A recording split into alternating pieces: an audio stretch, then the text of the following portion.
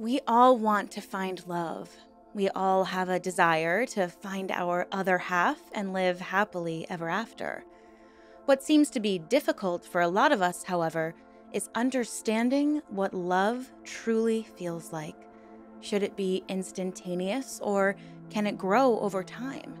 Sometimes searching for this definition of what love is can become an obsession, with some people striving to not just find love, but a great love, or maybe even a soulmate, or perhaps a twin flame. Today, we're going to explore these concepts, where they come from, and break down the obsession some people seem to have with finding their twin flame. It's time to open our minds, and maybe even our hearts, and let the fresh Erin.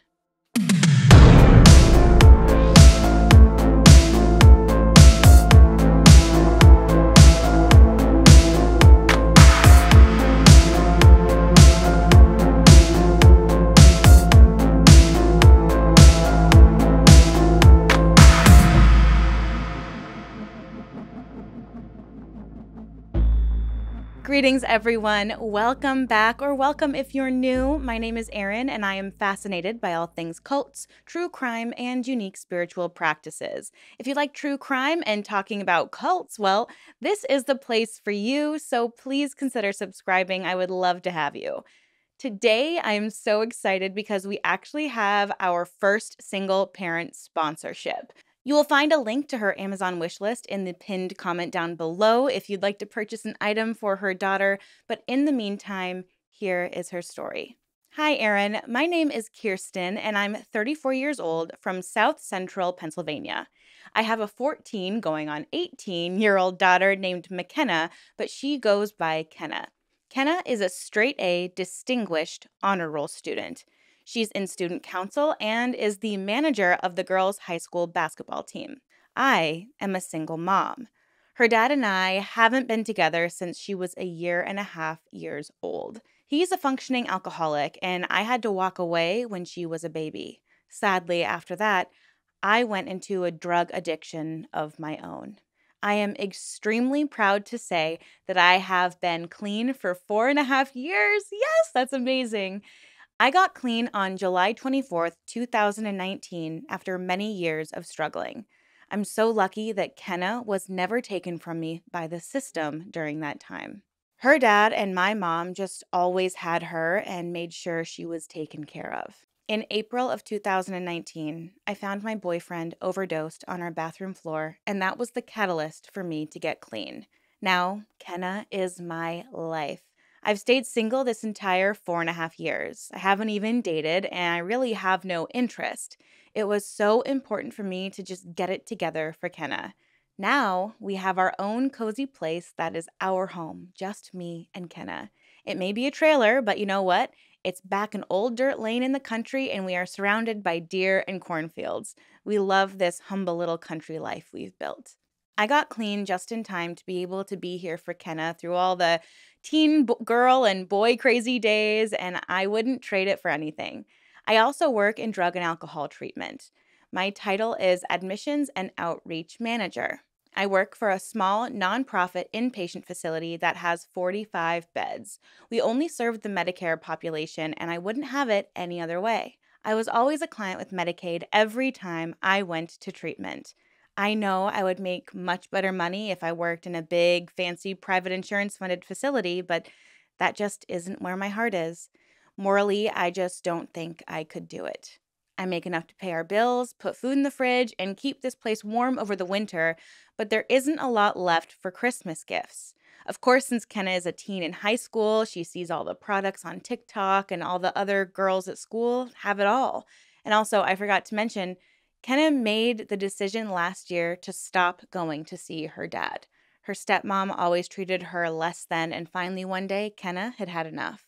This will be her second Christmas without her dad putting forth any effort, not even a card, and I know it absolutely crushes her. I would do anything to be able to see her face light up on Christmas morning to some surprise gifts she wasn't expecting. She knows mommy can't do much, but that we have each other. I wanted to include a link to a story/video that was shot and published about myself and Kenna for you to get a better idea of who we are. The link is going to be down below in the pinned comment for you all to view. I hope you take the time to watch and read. It would mean so much to me just to know our story is being heard. So again, everybody, if you would like to purchase an item from Kirsten's Amazon wishlist for her daughter Kenna, or listen/watch her story, both of those links will be in the pinned comment down below. YouTube, I guess, doesn't pump out videos if there's external links in the description. So I want to make sure as many people can see Kirsten's story so we can hopefully get all of the items on her list. So thank you guys in advance for supporting her. So let's get into today's video. Recently on my channel, we've been discussing the Twin Flames universe almost exhaustively, and we've been exploring cult leaders and the tactics they're using to gain followers. I've been reading several comments from viewers about twin flames themselves, what they are, and whether the concept is real or more spiritual, and it got me wondering, where did this concept of twin flames really even come from, and why is it such a popular topic in the New Age spiritual community? And why are so many people effectively exploiting this concept and trying to sell the idea that they have the secret to you finding your twin flame? So, needless to say, I went down a rabbit hole. And now I've shared this before that I am a very spiritual person. I don't really define myself to align with any one religion, but what resonates most with me is like the planets and how the energy in the moon and the planets affects us on like an energetic level, how it changes our collective energy. And I dabble with tarot and other mystical practices. And some people will comment, well, those things are demonic. I personally don't believe that, but if you do, totally, I respect. I wouldn't be an anti-cult channel if I tried to police anyone's point of view. So I just ask that as we move on in this video, I always promote healthy and respectful debate, but let's please keep everything polite in the comments because I'm sure this topic could trigger some people, and that's not what my intention is. But I do just ask that if you do want to comment or respond to someone else's comment, just be very respectful. So let's just keep it fun and positive in the comments, okay? I really love learning about different cultures around the world and their beliefs, so I just want to make that clear. I am not promoting any ideology or religion, but I'm exploring several as they pertain to twin flames to try to understand why there seems to be such a mass obsession with not just falling in love with anybody, but like finding your twin flame. And I was surprised to find that there has been evidence of this twin flame concept in several different religions. And to be honest, I always thought that a twin flame was like a difficult, toxic love. So I started seeing how popular it had become, and I just thought like, oh, it's just like another word for soulmate. But my research has shown me that it's actually a whole lot deeper than that. So what exactly is a twin flame as we know it today? Is it just another word for soulmate? The answer to that question is a resounding no. So a soulmate is socially and like worldly described or defined as something that is, especially according to New Age teachings, someone you can have several of. So you can have several soulmates in one lifetime. There's someone, whether it's a friend or a romantic partner or even a family member who you feel a deep unspoken connection with. It's like a kindred connection, as if your two souls separately know each other. There's a belief in some religions and cultures that two souls may have met multiple times over multiple lives in multiple forms. A twin flame, however, is the other half of your soul, as if you had been split in two. Some believe that it's a life mission to find your other half, that once you've found it, you'll be connected forever. People who subscribe to the belief that they have a twin flame believe that it's destined, that once you've met your twin flame, no matter who it is or what their sets of circumstances are, whether they're married or want absolutely nothing to do with you, well, none of that matters because they are destined to be yours. And this is the part of the concept that, in my opinion, why it's such a dangerous thing to believe in. A twin flame, especially if it's a destined relationship, would be very difficult to pinpoint and recognize in the physical world. It's also believed among New Age practitioners that your twin flame might not recognize you as a twin flame here in the physical world, but in the spiritual realm, the spiritual world, they do recognize you as their twin flame. They just haven't caught up to you yet in the physical world. So you have to trying to get them to believe that you're their twin flame. They also believe that lovemaking can occur in the spiritual world between two flames. So, yes, this is a very romantic concept. We all want to find our other half. And when it comes to something so undefinable as love, I think it's human nature to want to have a tangible definition of what love is. And for some people, the ultimate love can only be found with your twin flame. So, how do you know when you've met your twin flame? Well, according to my research, multiple sources all said the same, kind of similar, and honestly kind of generic things. Things that you feel when you're simply attracted to someone, in my opinion. So, a feeling of instant connection, a feeling like you already know them, an elation or ecstasy when you're near them, a deep, intense lust for them. You might be very similar to this person. You just feel naturally drawn to them. And then once perhaps you have made a connection, that relationship is really intense, sometimes wrought with drama, and then there's a disconnection between you and your twin flame, and then a reconnection, and the list just goes on and on. And I mean, honestly, I've had so many of these experiences with so many people I've had a crush on, or even when I was in a really toxic on again, off again relationship. So to me, this just kind of sounds like basic dating. Like, if I thought some of the people I've been interested in or even dated were my twin flame and I was still pursuing them, I would be in an absolutely miserable relationship at this point. And it seems to me that the way twin flame sounds in this context, it just feels toxic, but it's still touted as this divine intangible thing that's destined to be and is super desirable. But how do you know for sure that you found your twin flame? If the relationship feels so natural at first, but then there's this constant push and pull, how would I know to keep investing time into this relationship? Or what if I have an intense crush on someone, but they aren't reciprocating? How do I know this person is my twin flame? Well, that's where online social media spiritual gurus come in, because it's not just Jeff and Shalia from Twin Flames universe. No, no, no. There is a treasure trove of people claiming to be able to tell you or confirm for you who your twin flame is. And honestly, it just sounds like a scam to me. Believe in twin flames all you want. That's not for me to decide. But please do not pay anyone to tell you who your twin flame might be or assign you to a partner just because they say they can. In my opinion, you just need to date people, connect with them, and be honest with the person about who you are and what you're looking for. And just always listen to your gut. If there's a red flag flying, listen to your intuition and your gut. That's all it takes. Twin flames isn't just a concept found in New Age spirituality, but actually, the earliest mention of twin flames that I could find was in the ancient Egyptian spiritual text called the Book of the Dead. It centers around a goddess named Isis and a god named Osiris. Isis and Osiris were considered a power couple in ancient Egypt, but one day, Osiris's jealous brother Set killed and dismembered him. And Iris was completely devoted to Osiris. So she traveled far and wide to find Osiris and his body parts so she could use magic to put him back together. In this story, Iris represented the divine feminine and Osiris the divine masculine. The story even says that Iris shaped a golden phallus for Osiris so that they could procreate.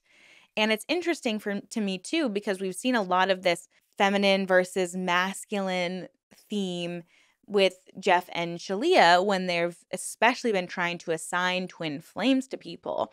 This is the concept that comes in where they're encouraging people to get gender reassignment surgery or change their name, change how they look, change how they move, because, well, you're actually divine masculine and you can't have feminine and feminine partnerships. You have to have masculine and feminine connection. So I find it interesting that, in the case of Jeff and Shalia, it seems that they are really taking these spiritual concepts and religious phrases and beliefs and really exploiting them and twisting them into a thing that makes it justify what they're doing, if that makes sense.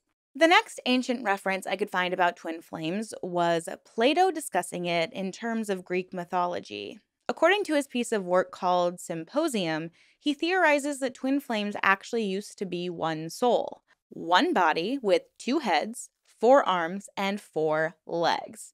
Here's what a Medium article shared about from Plato's Symposium, and they kind of go on to explain it a little bit. Quote, "Many years ago, there were not two, but three types of beings: man, woman, and a mixture of the two.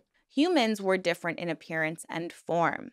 They had four arms and four legs. They were round, their backs forming a circle, and had one head with two faces on each side. Having twice the limbs and features we have nowadays made these beings twice as fast and twice as strong. This also allowed them to be more headstrong and confident, even going so far as to believe they could take on the gods." But hey, let's be honest, you don't need four legs and four arms to do that, as we've seen in Jeff. Anyways, when they eventually made their way up to heaven, the gods debated what to do with them. They could not erase their kind, for the sacrifices people made would have been futile. However, they also could not let them continue their pursuit.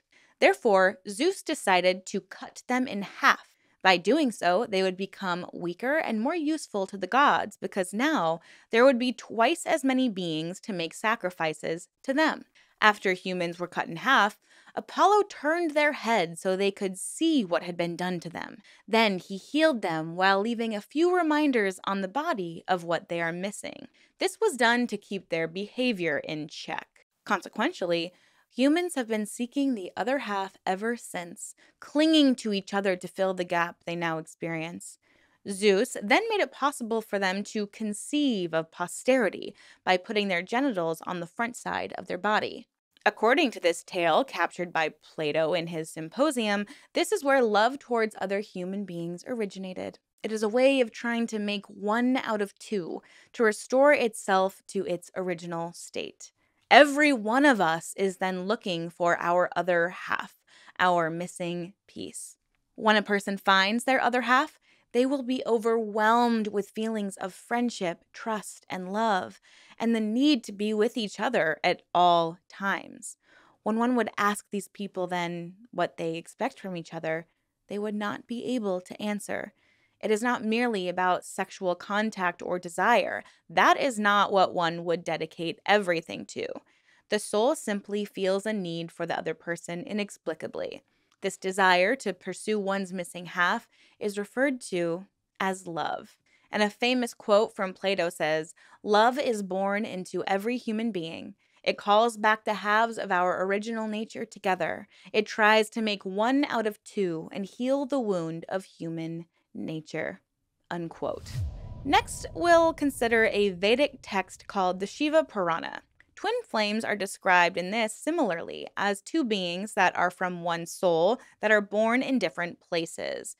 They must find each other, but if they don't before one of them dies, they will be doomed to be reborn again. And once again, they have the same task, to find their twin flame. If they don't, the cycle continues on and on over multiple lifetimes. Similarly, the Hindu text Mahabharata shares that finding your twin flame is a journey that can occur over multiple lives, but only once you hit the age of 20 in your current life. So that's a little new. At least you have to be like a consenting adult. It's a little more forgiving too, because if you miss out in this life, you get another chance the next time. Now, in the Bible, it is believed by some that Mother Mary represents the feminine side of the twin flame connection, and Jesus, the masculine side. Other Christian-based religions have twin flame symbolism as well, but one flame is like the physical world, like God's creation of earth and everything living on it, and the other flame might be the spiritual side, being God himself. I guess it really just depends on how you define it. And as for the occult connection with twin flames, because I've seen some comments state that the twin flame concept is demonic and of the occult, the source that I read actually stated that twin flames isn't necessarily even a love connection, But when it is, the intercourse is intense and tantric. But most commonly, it's not found in romantic connections, but rather in friendships and familial relationships where there's a feeling of ultimate comfort. And this is where it kind of reminds me of like the soulmate concept. So, with this idea, there's no need to break up a current relationship that's already existing. You can be great friends with your twin flame and have that deep soul connection on a platonic level. So, we see this spiritual symbolism of twin flames across several religions, belief systems, and in many iterations. But which one is most true and accurate? But I'll go ahead and share my thoughts and opinions in case you're curious. Based off of all the information we currently have, especially as it pertains to the twin flames universe, twin flames is, in my opinion, purely a spiritual concept, something you can choose to believe in or choose not to believe in. For me personally, the concept just doesn't resonate, and I want to explain a little bit more as to why. I believe that the concept of twin flames sets us up for an unrealistic idea of what love is and what it can be. I believe it also promotes toxic relationships because it's almost like you need to obsess over one person. It's really difficult to explain what love feels like, and it's difficult to explain what infatuation or lust feels like. And love, infatuation, and lust are all kind of different feelings, in my opinion. You know, if I, before I was with my fiance, we've been together for a long time, but I think back to moments where I was crushing on somebody, and it is such a fun, exciting, intense, anxiety inducing feeling because you're like, it's that fun feeling of, do they like me? I like them. Do they like me? Are we flirting? Are we not flirting? It can be so fun and it can feel so big. And I can't help but think that, like, if I had had a crush on someone, when I've had crushes on people, and it's been unreciprocated, and I kept pushing for it, I would be embarrassed. Like, that's really embarrassing for me. I think back to one instance where I really thought I was in an on again, off again, something that would sound like to me at the time when I was younger, a twin flame connection, because there was a big connection, and then it was like we were together and then we weren't. We were together and then we weren't. And it just felt like there was so much challenge in the relationship. But if I followed twin flame ideology, I might think that this is meant to be.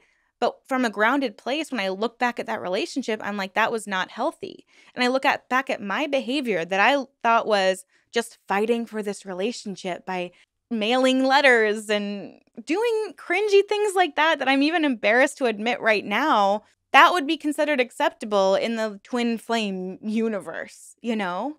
And also, when it comes to twin flame connections being assigned, you're taking away that beautiful, honest, true, exciting feeling that is honestly so hard to come by. And it's difficult to maintain over a long term relationship. And I think when one relationship doesn't work out, it's important to grieve that ending and move on to a potential new partner.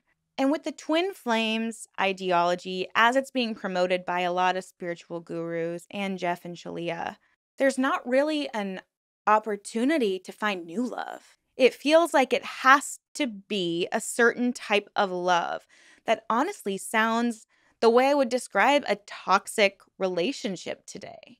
And the thing is, like, if twin flames resonates with you, if you believe in as like you have a missing piece somewhere out there, by all means, go out there and find your twin flame, but do it in an ethical way that's not violating anyone else's boundaries. And don't listen to some type of this isn't even about Jeff and Shalia anymore. Don't listen to any online spiritual self-proclaimed guru that claims they're going to be able to help you get to your twin flame. They're not. They're not. They're trying to scam you.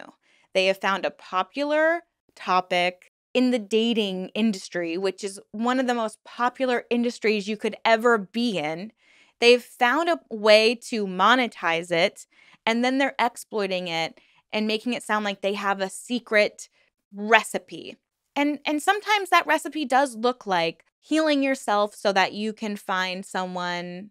Uh, Honestly, for me, what it is not you changing anything about yourself, but you taking time to understand things about yourself so that you understand the type of partner that you're looking for. This is a very individual experience.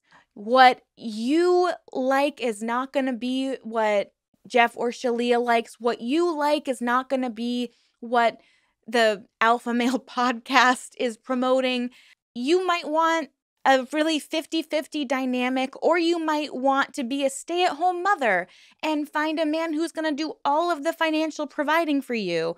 Whatever it is, it's a personal choice. It's a personal experience, and no one else can tell you who you feel a connection with. And so I implore you that if twin flames as a concept does resonate with you, and maybe you do find someone who believes in the same concept as you, magic, right? That's so magical. Like me and my fiance, we met in such a random way. And then we were long distance for 4 years. And now we're together and we look back and we do both feel like it feels like something bigger than us brought us to each other. And he's not just my person who I love, he's my best friend too.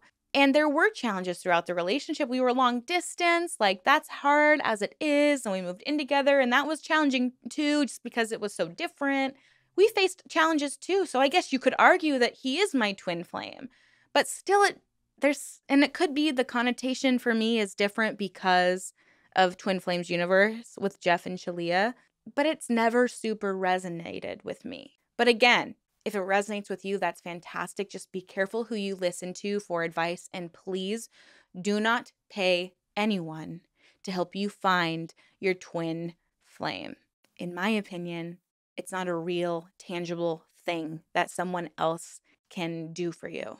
It's a spiritual concept that you either resonate with or you don't. Because honestly, what's the difference between your twin flame and your future husband or wife? The one. Right? That's what you're really looking for. You're looking for a partnership. You're looking for the one. Don't put so much pressure on your relationship to be the twin flame. What if it's just a great, fun, healthy, positive relationship with someone you love being around? That should be enough. So with all of that, I want to say thank you all so much for watching my channel, supporting my channel. I hope something resonated with you in this video today. I have a lot of really cool things coming up that I'm really excited for. So please make sure to hit that subscribe button. I'm going to have some special guests coming on my channel soon. And remember, Kirsten's Amazon wish list is down in the pinned comment down below, along with a link to get her whole story. So thank you all so much. Have a wonderful rest of your day. I'm so grateful to be here and that you're here with me. And remember to keep it respectful in the comments down below. I appreciate you all so much. Have a wonderful week. Bye.